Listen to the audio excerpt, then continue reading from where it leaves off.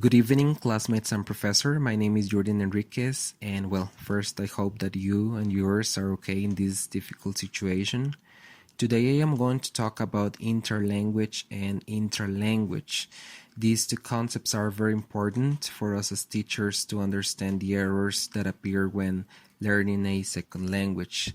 So to start with, I would like to show you guys this picture where we can see the differences between these two prefixes so that we can have a better understanding of what these concepts are about. On the left hand, we can see that inter is a prefix that shows that something exists between or among two or more groups. On the other hand, intra deals more with objects that are found in only one group and shows that something is on the inside or within it. So let's get started with interlanguage. As we can see here, this term was coined by the American linguist Larry Slinker in recognition of the fact that L2 learners construct a linguistic system that draws, in part, on the learner's L1, but is also different from it and also from the target language. To explain more about this concept, we can say that interlanguage occurs when a learner of a second language preserves some features of the first language. In the language acquisition process, we can say that the two languages cross or overlap. So we're gonna see some examples. Well, first, let's see this another definition. Keshavarz states that interlanguage errors occur at different levels, such as transfer of phonological, morphological, grammatical, and/or lexical semantic elements of the native language into the target language. I think that Giovanni had mentioned this in his video when he was talking about negative transfer. So this is an example of negative transfer. And interlanguage errors basically occur when the learner is still influenced by the first language. So he or she is going to try to use the same grammatical structures, for example, when he or she is producing the sentences in English. So here we have two examples. In the first one, I read the book of my mother instead of saying I read my mother's book. This is a common mistake that we used to do when we were learning English. The second sentence, Juan is not from Mexico, is from Cuba. In Spanish, we can avoid the pronouns. In English, we can't do that. So in this case, of course, we can see that the learner is still influenced by the native language or the first language. So having explained that, now we are going to talk about intralanguage. In this case, Richards mentioned that intralingual errors are caused by an extension of the target language rules to inappropriate context. It usually occurs when a large portion of the second language has been acquired. So in this case, I think that it's a good signal because we know that now students started trying to use the rules of the second language. They are not being influenced as the previous concept by the first language, but they are going to start making mistakes because they don't know all the rules in the second language.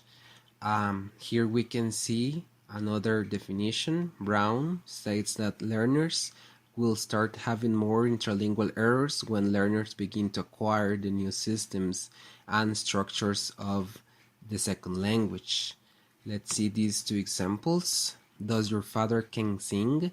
Of course, this is a huge error.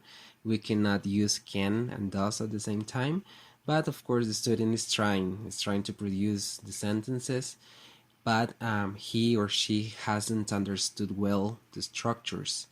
The second sentence, she don't remember what is my name. Here we can see these two big errors, okay? Now here it's important to mention that Richards divides subcategories of intralingual errors into the followings.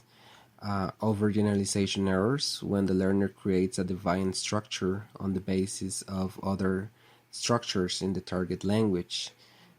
Second, ignorance of rule restrictions. The learner applies rules to contexts where they are not applicable. Third, incomplete application of rules. The learner fails to use a fully developed structure. And finally, false hypothesis. The learners do not fully understand a distinction in the target language. So if you want, guys, you can pause the video and you can see the example of each of these subcategories that Richard mentions. However, I would like to put emphasis on the overgeneralization errors because these are the most common ones. It says that these errors occur when the speaker applies a grammatical rule where it does not apply. So for example, the learner may say, I hate dogs and mouses.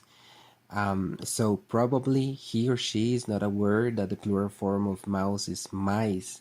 We can see that the student in this sentence is trying to imitate the rule of the plural form of dogs when we add an S at the end of the word.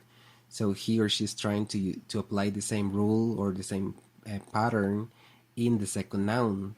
As a summary, remember that interlingual errors occur when the students are still influenced by the first language.